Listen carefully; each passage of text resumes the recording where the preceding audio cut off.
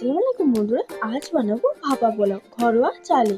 চলো দেখানো যাক রেসিপিটা। দেখো, চুলোর মধ্যে আমি হাঁড়িটা বসিয়ে দিয়েছি, তার মধ্যে তেল আর ঘি দিয়ে দেবো। দেখে নাও বন্ধুরা কেমনি করে দিচ্ছি। ঘি আর তেল দিয়ে ভালো করে গরম করে নেবো। আর একটু তেল লাগে, বেশিরভাগ পরিমাণে একটু তেল লাগবে ভালো করে। তার মধ্যে ফোড়ন দেবো গরম মশলা আর তেজপাতা। ফোড়নটা দিয়ে দেবো, ফোড়ন দিয়ে একটু নাড়াচাড়া করে নিতে হবে। এবার দিয়ে দেবো আমি চালটা, ঝাড়িয়ে যে রেখেছিলাম চালটা, সেই চালটা আমি দিয়ে দেবো। চালটা দিয়ে একটু নাড়াচাড়া করে নিতে হবে ভালোভাবে। যতক্ষণ না তলার হালকা মতো লাল না হয়ে যাচ্ছে ততক্ষণ আমি জল দেবো না, গরম জল করে দিতে হবে। তার মধ্যে একটু সামান্য আদা আর রসুন কুচি মধ্যে জলটা ভালো করে গরম করে নিতে হবে। সেই গরম জলটাই আমি চালের মধ্যে দেবো। আমি নিয়েছি 2 কেজি চাল। 2 কেজি চালের মধ্যে আমি জল দেবো 1.5 লিটার পানি।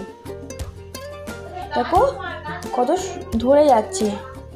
এবার যে আদা রসুন জলের মধ্যে ফুটিয়ে রেখেছিলাম, দেখো ছেঁকে নিচ্ছি। গরম জল কিন্তু করে দিতে হবে। 1.5 লিটার জল আমি দিয়ে দিলাম। এইভাবেই হয়ে যাবে ভাপা পোলাও। বন্ধুরা একবার রেসিপিটা করে দেখবেন, কত সুন্দর খেতে লাগে ভাতটা, পোলাওটা। দেখো আমি নেড়ে নিচ্ছি ভালো করে, সামান্য নুন দিয়ে দিচ্ছি। দেখো সামান্য নুন দিয়ে দিচ্ছি, সে যেমনি নুন খায় একেবারে নুন দিয়ে দেবো।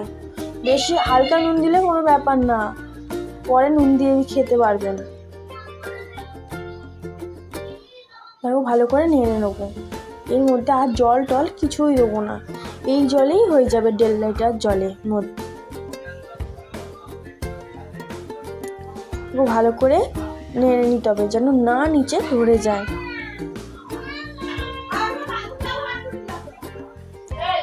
দেখো কতটা হয়ে এসছে বন্ধুরা রাইসটা। এবার চিনি দিয়ে দেবো হালকার মধ্যে, বেশি চিনি দেবো না। আমি 2 ঢাকনা চিনি দিয়েছি, ছোট ঢাকনায়। কাজু কিশমিশ সব দিয়ে দেবেন। কাজু কিশমিশ খায় সে দেবেন, না দিলে না দেবেন। ভালো করে নেড়ে নিতে হবে।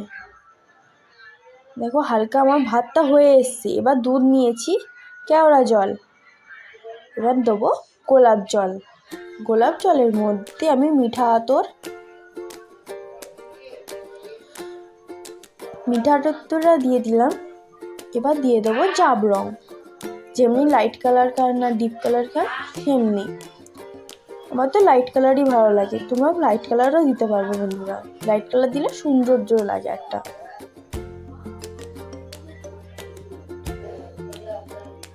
দেখো কত সুন্দর হয়ে গিয়েছে কালারটা। আর একটু হালকা করি লাইট কালারটা। দেখো এই দুধ, কেওড়া জল, গোলাপ জল, মিঠা আতর আর জাবরংটা এর মধ্যেই দিয়ে দেবো উপর থেকে ছড়িয়ে। দেখো কেমনি করে দিচ্ছি বন্ধুরা, তোমরা এমনিভাবেই দেবে। দেখো আর একটু হালকার মধ্যে বিরিয়ানির মশলা গুঁড়ো দিয়ে দেবেন ওপর থেকে ছড়িয়ে।